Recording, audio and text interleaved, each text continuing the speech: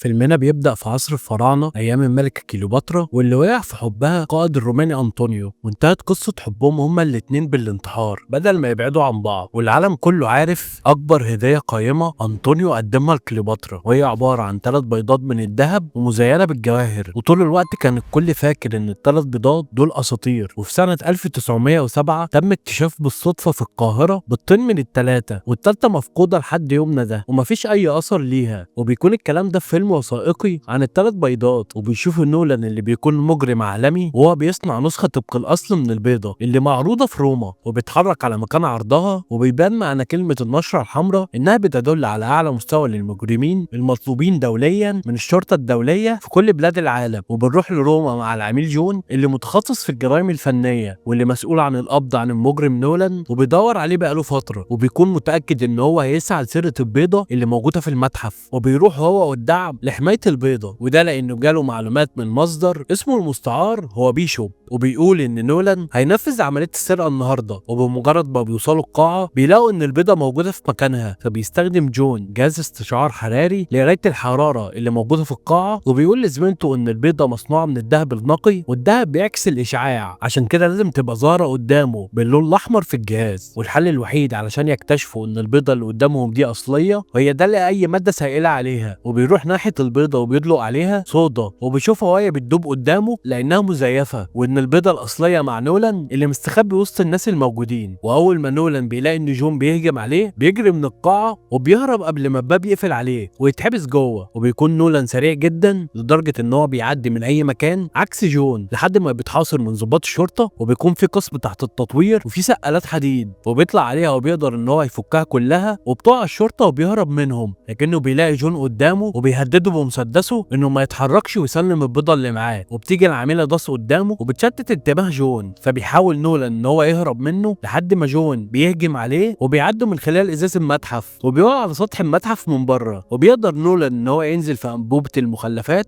ووراه جون، لكن بيسرق نولان موتوسيكل قدامه وبيهرب منه وبينفذ من الشرطه ومعاه بيضه كليوباترا الاصليه. وبنروح لبالي بعد مرور 56 ساعه على السرقه، وبيكون نولان وصل لبيته. واول ما بيدخل بيلاقي جون قاعد على الكنبه، وبتظهر قوات الشرطه من كل اتجاه ومعاهم العميله داس اللي بتقبض على نولان وبتقول له انه مطلوب في 18 بلد مختلفه، ده غير ان هو هرب قبل كده من 6 سجون. وبيقول له جون ان هو بدا يدرس شخصيته من ساعه ما سرق لوحه السيده بالقبعه الحمراء من متحف سنه 2014. فنولان بيقول له محدش يقدر يثبت ان هو اللي سرقها. فبيبصوا كلهم على الحيطه وبيلاقوا اللوحه متعلقه قدامهم. وبيكمل جون وصف لشخصيه نولان انه ابن وحيد ووالد شرطي سويسري، ووالدته بروفيسوره امريكيه. بدا السرقه من بعد 6 سنين، واكتشف ان هو محترف في السرقه والتخطيط وبيحب الشغل لصالحه. كل عملياته بيقصد بيها انها تتشهر في الاعلام، واهم حاجه بتتسم بيها عملياته هي المكاشفه، وان هو يهرب على اخر لحظه عشان يحس بالمتعه، عشان يثبت لنفسه ان هو ذكي واحسن من الباقيين. وان بيشوب اللي هي مصدره قالت له عنوانه بالتفصيل، عشان كده قدر ان هو يوصل له. وهي اكتر حراميه اعمال فنيه موجوده في العالم هي اللي دلته عليه عشان تخلص منه. وبيحط جون البيضه في عربيه لوحدها وبيروح يركب العربيه، وبيقول للسواق ان باب العربيه لسه مفتوح. بتكون بيشوب متنكره في زي ضباط الشرطه وبتقدر انها تسرق البيضه وتحط مكانها بيضه مزيفه. وبنرجع تاني لروما بعد مرور 32 ساعه من القبض على نولان، وبيكون جون قدامه ساعه واحده على ميعاد طيارته. وبتجيله العميله داس وبتقول له ان البيضه معاها، وبتطلعها من الشنطه وبترميها قدامه على الارض عشان تتكسر. وبيبان انها مزيفه، وبتقول له ان هو كان اخر واحد معاه البيضه الاصليه، واتصلت بالوحده الرئيسيه بتاعته وما لقيتلوش وجود فيها، وكل اوراقه ممكن تتزور عادي. ده غير ان الحساب البنكي بتاعه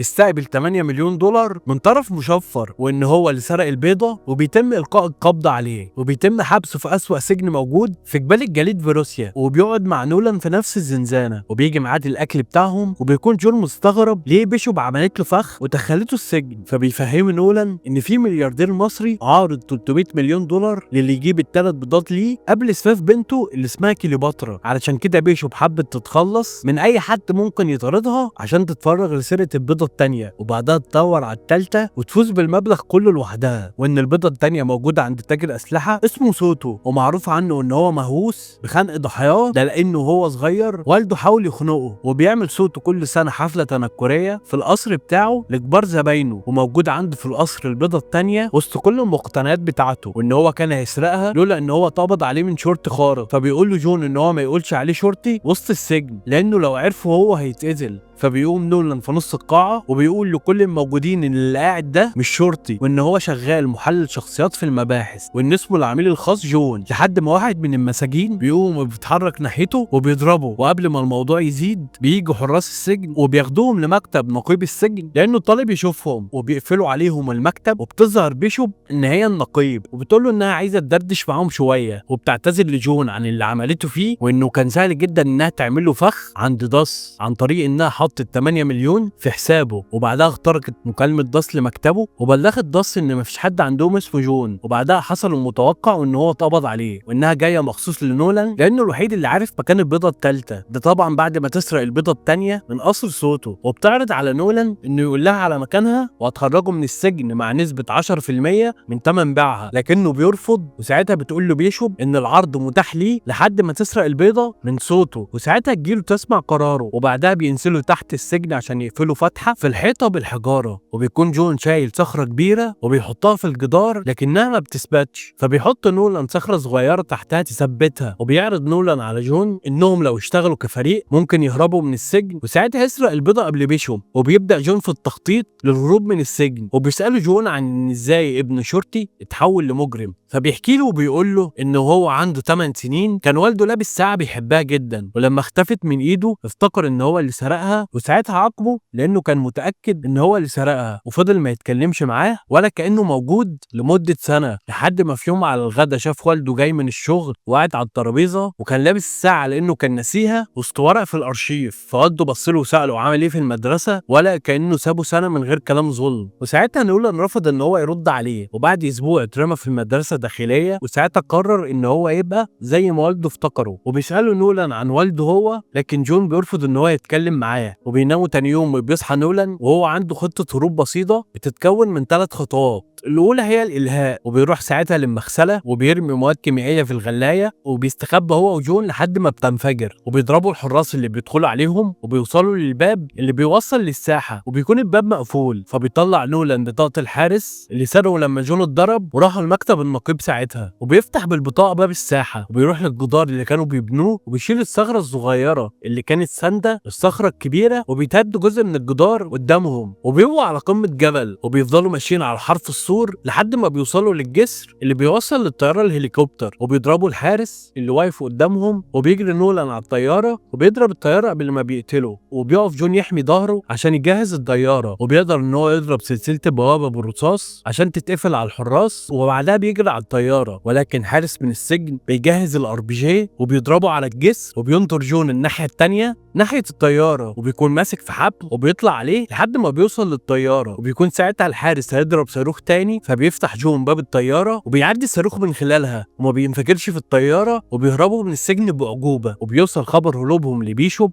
اللي بتروح لمكتب محلل استخبارات وبتكتفه عشان تبعت من الجهاز بتاعه رساله للعميله داس وبتقول لها ان جون ونولان هربوا، وبتديها المكان اللي هيبقوا موجودين فيه. وبعد ما بتحذر داس بتختفي من المبنى، وبيكون جون ونولان وصلوا الطياره اللي هتنقلهم من مكانهم وبيغيروا لبسهم. وبيبدا نولان بيحكي عن خطته لسرقه سوتو، وبيقول لجون ان سوتو بيطلب من كل الضيوف انهم يفضلوا في الدور الرئيسي، وان البيضه في اوضه المقتنيات اللي في الدور الاول وعليها حراسه مشدده، ولكن في مدخل خفي للاوضه دي هيدخلوا منه ويسرقوا البيضه وبس. وبيقول له جون ان هو غبي لان دي ما اسمهاش خطه حد، وبيساله عن الامن اللي في القصر عامل ازاي، فبيقول له ان الحراس مش بيسيبوا الاوضه الا لو هيتبدلوا، ده غير طقم المراقبه على 87 كاميرا في القصر، وكل القصر متراقب شبر شبر، ده غير ان باب الخزنه اللي هيودي الباب البيضه مستحيل ينفجر وما بيتفتحش الباب الا ببصمه عين وصوت صوته. وكمان في رقم سري بيتغير كل 6 دقايق بيكون رقمه على موبايل صوته اللي دايما في جيبه وما بيتفتحش بتفتحش الا بالبصمه بتاعته، وبيتحركوا على مكان القصر ليله الحفله اللي موجوده في قصر سوتو. وبيدخل جون الحفله بعد ما بيزور دعوه ليهم، وبيبقى مسؤول عن موبايل سوتو، وبيكون نولان ضمن طقم قرصونات ومسؤول عن بصمه ابهامه. لكن اول ما جون بيشوف بيشوب قدامه بيروح ناحيتها وبيقول لها انه مش هيسيبها تبعد عنه، لانها الطريقه الوحيده لتبرئه اسمه من الجريمه اللي هي لبستها له. وبتقول له انها مش هتطول في القصر كتير، وبتحاول تبعد عنه، لكن بياخدها من ايدها وبيفضل يرقص معاها قدام صوته لحد ما بيلفتوا انتباهه. وساعتها بيسيب الكوبايه اللي بيشرب بيها على صينيه نولان، وبكده نولان يبقى خد بصماته. وبيتحرك صوته على جون وبيقول له انه هيحب يرقص مع اجمل واحده في الحفله، فبيسمح له جون ان هو يرقص معاها، وبيخبطه وهو ماشي، وبيقدر ان هو يسرق موبايله. وبيساله نولان ازاي عرف ان صوته هيطلب من بيشوب الرقص، فبيشرح له جون ان صوته صاحب قصر وبيحب التباهي قدام الناس وفرض سيطرته، عشان كده متوقع انه مش هيسمح لاي حد ان هو يسرق منه الاضواء، خصوصا لو راجل اضخم منه وبيرقص مع بنت شتى الانتباه. وبيتفقوا انهم يخبطوا في بعض، وبيوقع نولان مشروب على بدله جون، وبيدخل الحمام القريب من اوضه الخزنه. وبيقدر نولان ان هو يدخل على السيستم وبيعلق كاميرات المراقبه، وساعتها بيستنى لحظه تبديل الحراس اللي موجودين على باب الاوضه. وفي لحظه التبديل بيقدروا يدخلوا الاوضه قبل ما حد ياخد باله منهم، وبيوصلوا للباب المصفح اللي بيفتح ببصمه صوته، وبينسخوا بصمه صوته اللي على الكوبايه، وبيفتحوا موبايله، وبعدها بياخدوا الرقم السري ويدخلوه في الخزنه. وبيجي تاكيد بصمه الوجه والصوت، وبيكون نولان حاطط جهاز يساعده في تجسيد وش وصوت صوته، وبينجحوا في فتح باب الخزنه. وقبل ما بيدخلوا بيلاقوا ان العميله داس واقفه وبتهددهم بالمسدس، وبتقول له جون انها كانت ممكن تفتكره ان هو بريء، انما بعد محاولته لسرقه البيضه اتاكدت ان هو حرامي، ولو عايزه تثق فيه كلبش نولان. فبيعمل نفسه كانه بيكلبشه، وبعدها بيلف وبيضرب ايد داس وبيوقع من ايديها مسدس. وبيدخل هو ونولان الخزنه وبيقفلوا عليهم جوه، لكنهم بيلاقوا ان بيشوب قدرت تدخل الخزنه بطريقه تانية، واقفه جنب البيضه، وبتقول لهم ان البيضه التانية بقت ملكها وفضل لها البيضه التالتة بس. لكن بتحصل خناقه بينهم، وبيحاولوا هما الاتنين انهم ينتصروا عليها، ولكنها بتقدر انها تكتفهم هما الاتنين في لحظه دخول صوته. وبتقدم له البيضه وبتقول له انها زي ما اتفقت معاه انها هتجيبهم هما الاتنين تحت ايده. وبيبان ان بيشوب متفق مع صوته انهم يعملوا فخ، وبيضربهم الحراس وبيغم عليهم، وبيفوقوا في مكان مهجور تحت حلبة مصارعه للتيران عشان محدش يسمع صريخهم. وبيكون صوته قدامهم ومعاه بيشوب، وبيعذبوا جون عشان يخلوا نولان يعترف بمكان البيضه الثالثه. وبيقول لهم ان البيضه في مصر مخفيه في اوضه في الهرم الاكبر، والاوضه دي هي قبر كليوباترا السري، وانه اتاكد من وجود البيضه بسبب المسح الضوئي اللي عمله للهرم. وبعد ما بيشوب بتعرف مكان البيضه بتقلب على صوته وبتخدره، وبتسرق البيضه عشان تروح مصر وتسرق البيضه الثانيه. وبعدها بيفوق صوته وبيكون متخدر لسه، وبياخد المسدس بتاعه وبيفضل يضرب عليهم بيه. ومن حظهم ان الرصاصه بتيجي في السلسله اللي مكتفاهم، وبيفك جون نفسه وبيضرب صوته، وبيقرر ان هو يسيب نولان متكتف ويجري ورا بيشوب عشان يقبض عليها ويثبت براءته. ولكنه نولان بيقول ان هو كذب عليها، وان البيضه الثالثه مش في مصر، ولازم يجيبوا البيضه الثالثه لو عايزين يقبضوا على بيشوب. وساعتها بيكون هما الاثنين عملوا اللي عايزينه، وبيهربوا وبيطلعوا في نص حلبة التيران. وبيسمع جون كلام نولان انه ما يتحركش والا هيخلي الطور يجري عليه، وبيسمع كلامه، لكن الطور برضه يجري على جون وبينطحوا براسه. وساعتها هما الاثنين بيجروا من مكانهم وبيقدروا ان هم يهربوا من الطور، وبيركبوا قطر عشان يتحركوا على مكان البيضه الثالثه. وبيحاول جون ان هو يهدد نولان برميه من القطر لو ما قالوش مكان البيضه الثالثه فين، لكن نولان بيقول له انه مهما عمل عمره ما هيبقى شرير لانه اتعود يبقى شريف. وبيدخله القطر في اخر لحظه، وبيقول له جون ان والده ما كانش شريف وكان شغال محتال، وفي عيد ميلاده ال13 والده اختفى من حياته هو وامه من غير سبب، ومن ساعتها قرر ان هو يبقى شرطي، عشان كده محتاج يقبض على بيشوب عشان يبرئ اسمه وما يبقاش هو كمان محتال قدام العالم. وبيقول له نولان ان والده كان مهووس بالبحث عن البيضه الثالثه وسر اختفائها، وكان بيسافر كتير لاي مكان فيه مزادات عشان يشتري مقتنيات غريبه، وبما فيهم الساعه اللي كان بيحبها اكتر من ابنه عشان بتاعه شخص الماني يشاع انه اخر واحد شاف البيضه الثالثه. ومن بعدها البيضه اختفت، ويوم ما هو لقاها في مكتب والده اللي مات وافتكر اللي حصل له بسبب الساعة، رماها في الحيطة وكسرها، ولقى ان فيها احداثيات لمكان مجهول موجود فيه البيضة الثالثة، وقدر ان هو يحدد مكانها في مكان في الارجنتين. وبيسافر جون ونولان على الارجنتين وسط الغابات ناحية الملجأ اللي فيه البيضة. وبعد 3 ايام سفر وتعب بيكون جون تعب لانه ماشي ورا كلام نولان، لحد ما بيلاقيه ان هو بيقلب الخريطة كأنه قراها بالغلط، وان كل ده ماشي غلط. فبيتعصب وبيمسك الخريطة وبيقطعها قدام نولان، وبيمسك البوصلة وبيرميها على الأرض فبتعمل صوت كأنها خبطت في حديد. وبيحفروا تحتهم وبيلاقوا إنهم واقفين على مدخل الملجأ اللي بينزلوا فيه، وبيقدروا انهم يشغلوا مولد الكهرباء لانه معتمد على الطاقه الكهرومائيه. معنى كده ان في نهر قريب منهم هو اللي بيولد طاقه للمكان، وبيكون قدامه خزنه محتاجه مفتاح معين، فبيطلع نولان ساعه والده بعد ما صلحها وبيحطها في مكان المفتاح، وبيلاقي ان الباب بيتفتح قدامه، وبيلاقوا وراه اوضه ضخمه مليانه كنوز واثار. ومن ضمن الكنوز بيلاقوا عربيه مرسيدس من سنه 1931 كانت مصنوعه مخصوص، في منها 4 عربيات بس في العالم مصنوعه من الفولاذ وازاز مضاد للرصاص مرصع بالذهب. وبيلاقوا صندوق خشب وراهم مكتوب عليه كليوباترا، وبيطلع نولان البيضه من جواه، واول ما بيمسكها بتقع منه في الارض ولكنها ما بيحصلهاش اي حاجه. وبيقول لجون ان هو هيسلمها له، لكن لو عايز يبيعها هو عنده مشتري كويس ليها. ولكن برضه بتظهر بيشوب وراهم وبتهددهم بالمسدس عشان يدوها البيضه، وبتقول لهم انها اكيد ما راحتش مصر، وبتراقبهم طول الوقت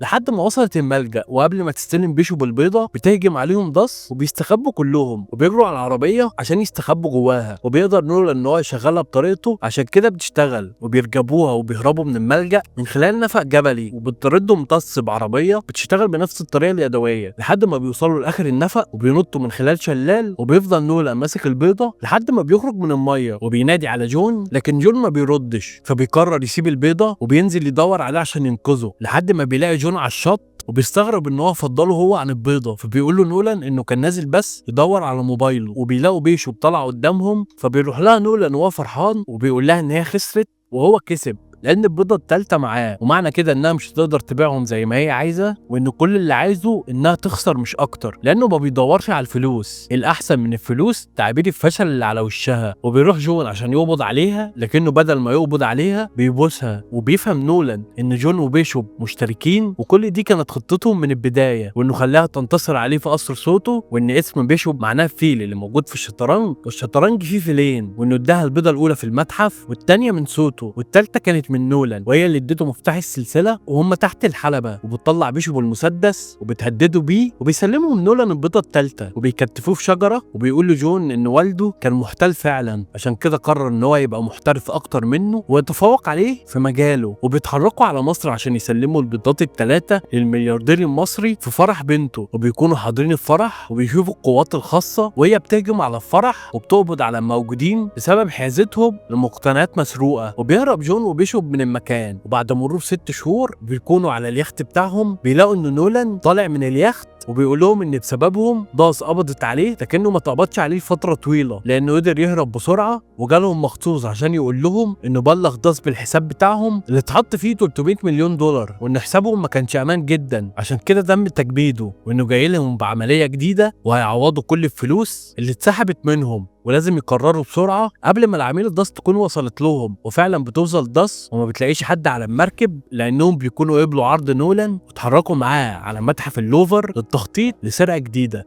وبكده يكون خلص فيلمنا. لو عجبك الفيلم متنساش الشير واللايك والسبسكرايب عشان تشوف كل جديد.